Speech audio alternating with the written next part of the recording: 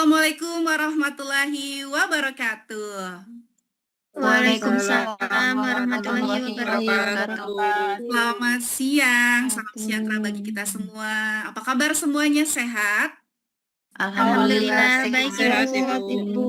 Oke, selamat datang mahasiswa. Pada pertemuan kali ini kita akan mempelajari materi pasar dan lembaga keuangan dengan topik sesi ke-10 yaitu leasing dan factoring. Dan sebelum kita masuk ke dalam materi, mari kita terlebih dahulu kita lihat bagaimana rencana pengajaran semester kita. Dan pada sesi kali ini kita akan masuk pada sesi ke-10 yaitu sesi tentang factoring dan leasing ya.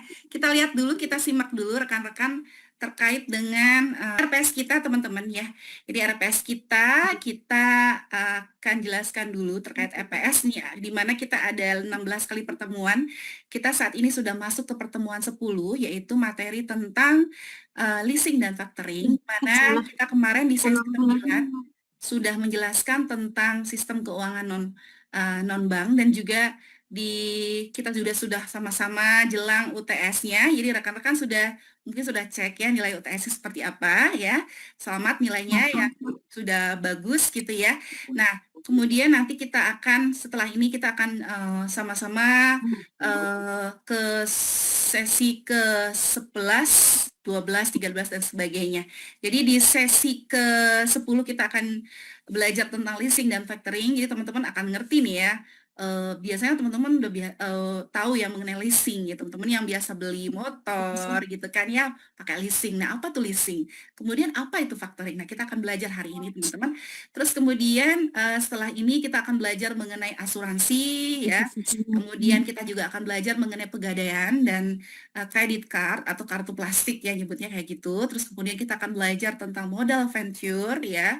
Kemudian kita juga akan belajar tentang dana pensiun dan kita akan belajar mengenai lembaga keuangan internasional ya rekan-rekan. Nah, jadi setelah rekan-rekan ini mempelajari materi ini gitu kan, diharapkan rekan-rekan bisa memahami nih ya mengenai konsep-konsep dalam lembaga-lembaga keuangan gitu sehingga teman-teman nanti bisa memilih dan juga menilai gitu kan bagaimana nih alternatif pembiayaan gitu kan yang sesuai dengan kebutuhan perusahaan dan juga kebutuhan teman-teman semua. Seperti itu ya. Siap ya, kita akan masuk kepada sesi kita ya. Nah, saya akan share PPT.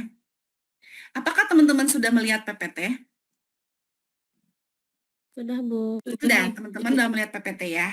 Oke. Sudah Bu, sudah. Oke, baik. Kita sekarang masuk ke dalam materi ya, yaitu sesi 10, leasing dan factoring, rekan-rekan. Nah, di mana di sini kita akan belajar ya terkait dengan apa sih capaian pembelajaran pada sesi ke-10 ya. Di sini ada 6 capaian pembelajaran. Yang pertama adalah nanti kita akan belajar tentang karakteristik dari leasing dan factoring itu seperti apa. Kemudian yang kedua adalah kita akan mengidentifikasi pihak-pihak mana yang terkait dalam transaksi leasing dan juga factoring. Kemudian kita akan membedakan jenis-jenis factoring. Kemudian di presentasi hari ini kita akan mempelajari tentang mekanisme bagaimana operasional leasing dan juga factoring tersebut. Kemudian di sesi kelima, pembahasan kelima adalah kita akan membandingkan leasing dan factoring dengan pembiayaan perbankan. Dan kemudian yang keenam kita akan mengevaluasinya ya, mengevaluasi dua hal tersebut dan perannya bagaimana ya dalam mendukung kegiatan bisnis dan perekonomian teman-teman. Baik, kita masuk ke bagian yang pertama yaitu pendahuluan teman-teman. Nah, di mana di sini kita tahu bahwasanya dalam kegiatan usaha, nah perusahaan itu biasanya akan menghadapi yang namanya keterbatasan modal ya teman-teman. Karena modal itu kan terbatas sifatnya, sehingga di sini sebagai seorang manajer keuangan itu harus berupaya nih mencari alternatif-alternatif untuk bisa menutupi operasional dan segala sesuatu dan juga untuk bisa memikirkan bagaimana mengenai investasi seperti itu. Nah, untuk mengatasinya ya Di sini perusahaan menggunakan yang namanya pembiayaan non perbankan. Jadi ini adalah bagian dari pembiayaan perbankan sebenarnya. Nah, salah satunya adalah leasing dan factoring. Nah, apa itu leasing? Leasing itu akan leasing itu tujuannya adalah untuk membantu perusahaan itu memperoleh dan juga untuk menggunakan jadi leasing itu tujuannya sebenarnya adalah untuk membantu perusahaan memperoleh atau menggunakan barang modal ya tanpa harus membelinya rekan-rekan secara tunai gitu. Jadi kalau misalnya teman-teman biasa kalau misalnya dalam kita sehari-hari beli motor itu kan pakai leasing ya gitu, kita nggak beli tunai dulu gitu kan. Nah, itu teman-teman pasti udah biasa lah dengan kata-kata leasing. Tapi mungkin factoring itu sesuatu yang mungkin masih baru ya. Bener kan? Factoring ya masih baru ya, teman-teman. Benar, Bu. Kalau factoring itu adalah tujuannya adalah untuk membantu perusahaan untuk memperoleh dana lebih cepat gitu. Melalui pengalihan piutang usaha gitu. Jadi kita flashback dulu ya mengenai apa yang disebut dengan perusahaan pembiayaan. Nah, perusahaan pembiayaan itu adalah suatu badan usaha yang membiayai barang dan jasa ya, tetapi dia tidak menghimpun dana masyarakat dalam bentuk simpanan seperti di bank gitu kan. Nah, perusahaan-perusahaan pembiayaan itu salah satunya leasing ini. Ya leasing, factoring gitu kan. Ada juga pembayaran-pembayaran konsumen gitu kan. Nah, nanti kita juga belajar mengenai modal venture gitu ya. Kartu kredit gitu. Itu juga kita bisa mendapatkan tuh pembiayaan dari itu. Ya enggak? Kartu kredit gitu kan. Dan juga pembiayaan surat berharga. Nah, karakteristik penting dari perusahaan pembiayaan itu adalah yang penting di sini teman-teman harus tahu adalah dia itu tidak menerima simpanan masyarakat, tetapi dia menerbitkan suatu promise ya. Promise itu adalah penghimpunan dana yang sebenarnya tidak berfungsi sebagai penjamin pinjaman pihak lain gitu, dan juga tapi dia tetap beroperasi berdasarkan pengawasan dari OJK. Nah ini ya, leasing dan factoring itu adalah bagian dari perusahaan pembiayaan non bank gitu teman-teman. Nah terkait dengan ini sekarang kita masuk ke, nah itu adalah ada lessor, ada leasee ya. Ada istilah lessor dan leasee. Lessor itu apa? Ada yang tahu lessor itu apa? Lessor. Ada lessor, sudah ada ya. Lessor itu apa? Sudah ada di sini. Lessor itu apa? Lessor adalah perusahaannya, ya. Perusahaan yang memberikan pembiayaan. Ya, itu adalah disebut dengan lessor ya. Gitu. Dan lessee itu apa lessee? Lessee itu adalah pengguna aset gitu atau penyedia barang modal, itu adalah lessee gitu. Nah, secara umum ya di sini leasing itu terdiri atas operating leasing dan juga finance leasing gitu. Nah, apa yang disebut dengan operating leasing? Operating leasing itu dia memiliki masa sewa gitu ya, yang lebih pendek gitu kan, dan juga nggak ada opsi kepemilikan. Resiko pemeliharaannya itu nanti ditanggung oleh lessor dan kontraknya bisa dibatalkan. Contohnya seperti, nah, jadi ini kayak gini nih nggak hanya motor aja ya. Jadi banyak sebenarnya leasing itu. Perusahaan-perusahaan fotokopi ya apa namanya apa namanya warung-warung fotokopi itu juga ya dia menggunakan leasing ya teman-teman. Jadi dia nyewa tuh mesin fotokopinya gitu. Hanya mesin fotokopi ya teman-teman. Jadi kalau mesin fotokopi itu mesin fotokopi dia itu juga apa namanya minjem gitu teman-teman. Jadi dia itu tidak membeli gitu, dan dia kayak sewa gitu, sewa misalnya 2 tahun gitu kan.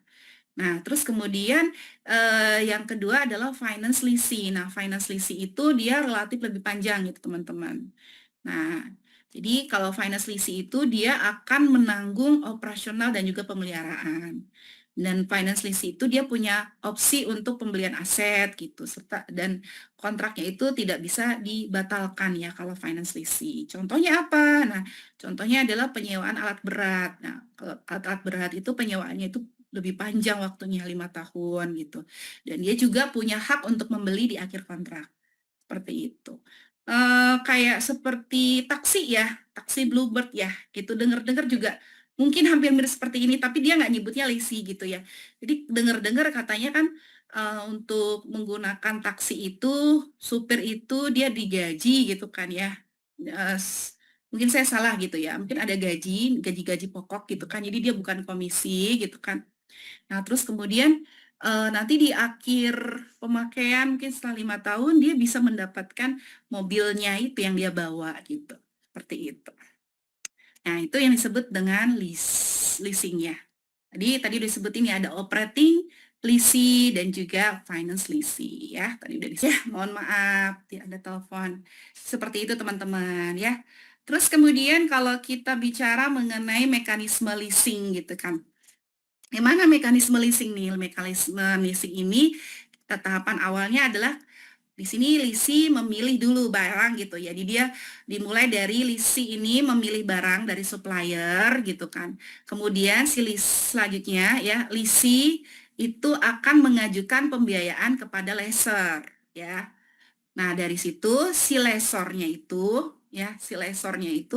akan melakukan analisis pembiayaan, analisis kelayakan. Ini cocok nggak nih eh, eh, akumulasi kekayaannya itu bisa nggak buat ngebayar kan gitu. Dia akan menganalisis kelayakan lah gitu. Nah, kemudian dari situ gitu kan dilakukan penandatanganan kontrak oleh leasing. Nah, kemudian dari situ ya, supplier menyerahkan barang, selanjutnya supplier menyerahkan barang kepada leasing gitu kan. Sementara di sini si lessor itu akan membayar kepada suppliernya. Jadi dibayarlah itu misalnya motor gitu kan. Kita bayarlah gitu kepada si mungkin apa namanya? Ya tempat penjualan motornya kan gitu, si suppliernya kan gitu. Nah, setelah itu si lisi akan membayar angsuran secara berkala kepada lessor gitu. Dan pada akhir kontrak si lisi ini dapat membeli aset, kemudian dia juga bisa juga dia memperpanjang sewa gitu ataupun juga dia mengembalikan aset begitu. Nah, kemudian ini keunggulan dan kelemahan mengenai leasing. Keunggulan dari leasing itu adalah pembiayaan itu dapat mencapai 100% ya. Terus kemudian jadi 100%, misalnya harganya kendaraan ini segini, jadi bisa dapat total gitu ya. Kemudian nah, terus kemudian prosesnya relatif cepat, kemudian pembayarannya fleksibel, kemudian nggak membutuhkan dana besar di awal, jadi nggak butuh DP besar gitu kan, sehingga lisi ini bisa membantu perusahaan untuk menjaga arus kas perusahaan. Namun dia juga ada kelemahan ya rekan-rekan. Kelemahannya adalah yang pertama total dari biayanya dapat lebih tinggi, kemudian juga memiliki kewajiban pembayaran tetap gitu kan. Kemudian ada resiko penyitaan gitu kan kalau misalnya yang nggak bisa bayar ya tentu aja kan gitu. Terus kemudian eh, kepemilikan aset gitu kan belum bisa berpindah gitu sebelum masa kontrak itu berakhir gitu seperti itu. Nah, kemudian kita masuk kepada yang selanjutnya yaitu factoring. Nah, ini yang mungkin kalian masih baru ya. Kalau leasing mungkin sering ya. Apa yang disebut dengan factoring? Factoring itu kalau di bahasa Indonesia namanya anjak piutang, teman-teman. Namanya anjak piutang ya. Nah, factoring itu adalah pembiayaan melalui pembelian atau pengalihan piutang dagang suatu perusahaan kepada perusahaan factoring gitu. Nah, ada yang disebut dengan istilah namanya faktor. Faktor itu adalah membayar sebagian besar nilai piutang sebelum jatuh tempo. Nah, kemudian ditagih nih kepada debiturnya. Tujuannya apa? Tujuannya adalah untuk mempercepat perputaran kas, ya, untuk meningkatkan likuiditas, untuk mengurangi resiko keterlambatan pembayaran, dan juga untuk mengurangi beban administrasi dari piutang. Nah, pihak dalam factoring itu yaitu yang disebut dengan faktor gitu kan ya, gitu. Di faktor itu adalah pihak-pihak dalam factoring itu disebut dengan faktor, gitu. Seperti itu. Nah, apa tujuannya? Tadi sudah disebutin ya di sini ya sudah. Terus kemudian, nah ini kita masuk ke sini. Nah, factoring itu memberikan beberapa jasa. Yang pertama adalah receivable financing ya. Dia memberikan yang pertama ada receivable financing. Receivable financing itu adalah memberikan pembiayaan dengan memberikan piutang. Kemudian yang kedua adalah receivable collection, yaitu melakukan penagihan piutang. Kemudian juga ada yang disebut dengan sales ledger administration, yaitu mengelola administrasi piutang. Kemudian ada credit management, yaitu mengevaluasi kualitas kredit pelanggan, dan yang terakhir adalah credit protection gitu ya teman-teman ya. Credit protection itu adalah untuk melindungi perusahaan dari resiko gagal bayar tertentu gitu teman-teman. Nah kalau di sini teman-teman kita masuk ke sini aja. Nah kita masuk yang ke jenis-jenis ya, agak cepat dikit jadi biar kita langsung masuk ke ini ya, presentasi ya. Silakan teman-teman ya, nanti tugasnya bisa di chat di situ urutannya ya. Gitu. Kita cepetin aja. Kita masuk kepada jenis-jenis ya, jenis-jenis dari factoring ya. Tadinya sudah disebutin ya. Di jenis-jenisnya ada recourse factoring, kemudian ada berdasarkan risiko, ada yang disebut dengan recourse factoring, yaitu risiko gagal bayar tetap ditanggung klien. Ada non-recourse factoring, risiko gagal bayar ditanggung perusahaan factoring, gitu kan. Kemudian juga berdasarkan pemberitahuan ada yang disebut dengan disclose factoring, yaitu debitor mengetahui adanya pengalihan utang, dan adanya undisclosed factoring, yaitu debitor tidak mengetahui kalau piutangnya dialihkan. Kemudian kita masuk lagi ke halaman selanjutnya adalah perbedaan. Nah, perbedaan antara factoring dan kredit bank. Apa bedanya, Bu? Beda ya. Yang jelas bedanya adalah pada dasar pembiayaannya, ya kan. Nah, kalau factoring itu menggunakan piutang usaha, sedangkan kalau kredit bank itu umumnya mempertimbangkan agunan dan juga kelayakan usaha. Factoring itu bisa melibatkan pengelolaan serta juga penagihan piutang, itu kan oleh faktornya gitu. Nah, bagaimana mengenai sumbernya? Sumber dananya bisa berasal dari internal seperti modal sendiri, laba ditahan atau IPO gitu kan, dan sebagainya gitu. Tuh, langsung aja ya. Oke, ini mekanisme dari factoring, yaitu kayak tadi ya, yang pertama perusahaan menjual barang secara kredit itu, terus kemudian di sini jadi menjual barang secara kredit, sehingga sini kan timbul dari piutang usaha kan gitu, piutang usaha. Jadi dia tuh mau jual secara kredit lah, kemudian ada yang ambil jadi sehingga timbul piutang usaha. Nah, kemudian piutang tersebut dijual kepada faktor. Nih, saya tuh punya piutang usaha, nih saya jual nih piutang usaha saya. Nah, jualnya namanya faktor gitu. Nah, kemudian si faktor ini membayar gitu kan. Sekitar 70 sampai 90% dari nilai piutangnya kan gitu. Nah, selanjutnya dari sini faktor nanti dia akan menagih ya. Faktor ini nanti akan melakukan penagihan kepada debitur gitu kan. Nah, kemudian selanjutnya di sini debitur akan melunasi piutangnya. Nah, setelah debitur itu melunasi piutangnya, maka sisa dana yang dibayarkan kepada klien itu akan dikurangi dengan biaya factoring yang tadi gitu, teman-teman. Itu ya factoring bedanya ya. Nah, ini sumber dana dari leasing dan factoring, ya tadi udah disebutin. Sumber dananya kalau untuk leasing bisa dari modal sendiri, laba ditahan, IPO, atau subordinated loan.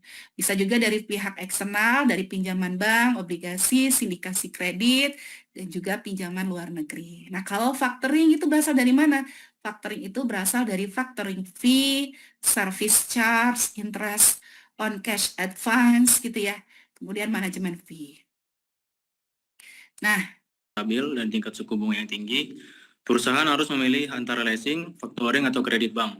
Jika Anda menjadi Chief Financial Officer atau CFO, instrumen mana yang akan Anda prioritaskan? Jelaskan keputusan Anda dengan mempertimbangkan kondisi keuangan perusahaan, risiko, dan tujuan bisnis jangka panjang. Jadi sebelum kita ambil keputusan, kita bikin perbedaan ya Bu ya. Jadi yang pertama ada leasing. Leasing itu merupakan pembiayaan yang biasanya digunakan untuk memperoleh aset tetap, seperti mesin, kendaraan, atau peralatan. Sumber dananya berasal dari perusahaan pembiayaan atau lessor. Biaya yang dikenakan berupa sewa atau pembayaran berkala, serta bunga pembiayaan.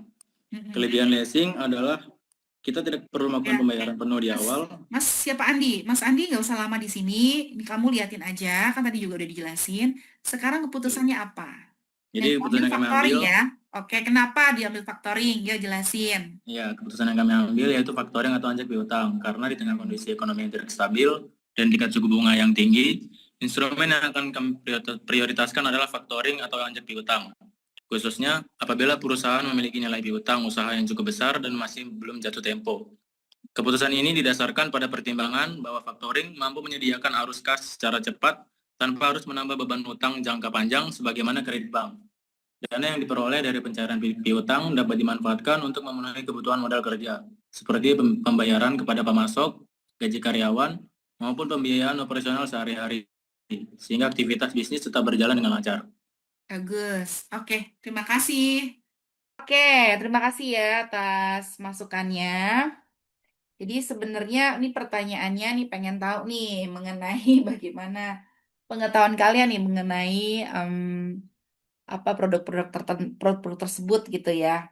Jadi kalau misalnya kondisi ekonominya itu lagi nggak stabil gitu kan, suku bunga tinggi gitu kan, makanya keputusan pembiayaan itu kita nggak boleh berdasarkan pada dana yang paling cepat diperoleh aja gitu. Tapi keputusan itu juga harus mempertimbangkan arus kas, biaya pembiayaannya ya, resikonya kemudian juga kebutuhan akan aset serta juga tujuan jangka panjang. Nah, jadi kita melihat dari segala aspek ya. Yang pertama adalah kalau perusahaan tersebut itu memiliki piutang usaha yang besar. Nah, itu.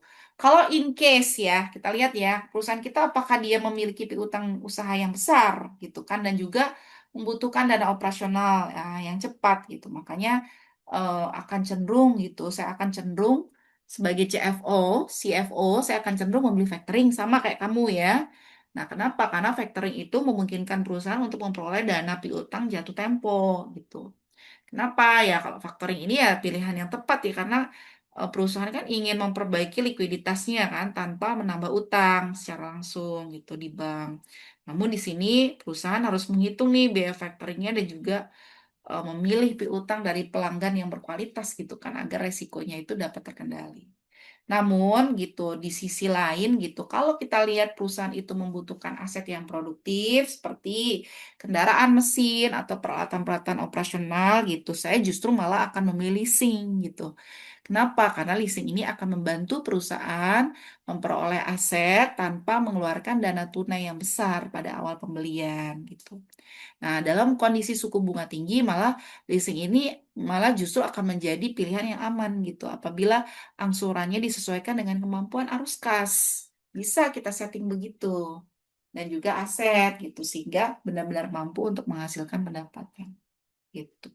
Namun ada juga alternatif lain gitu.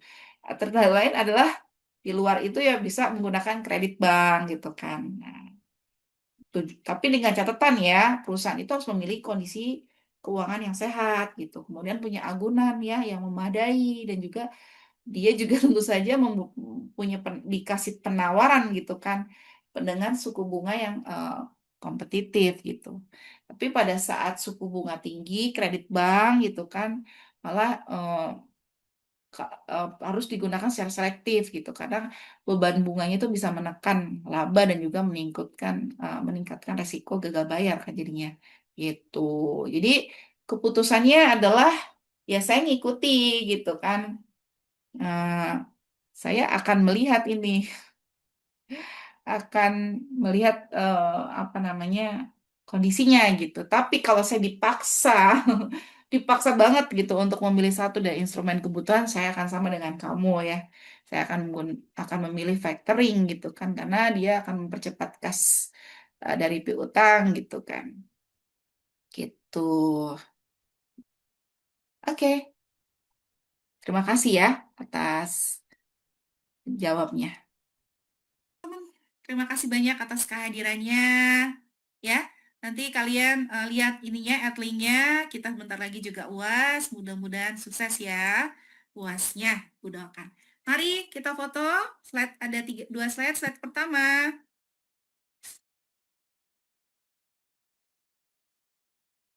Oke, slide kedua.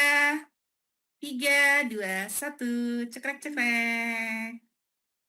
Baik, terima kasih banyak atas kebersamaannya. Sukses untuk kalian semua. Mudah-mudahan nilainya semuanya dapat A ya yang hadir hari ini.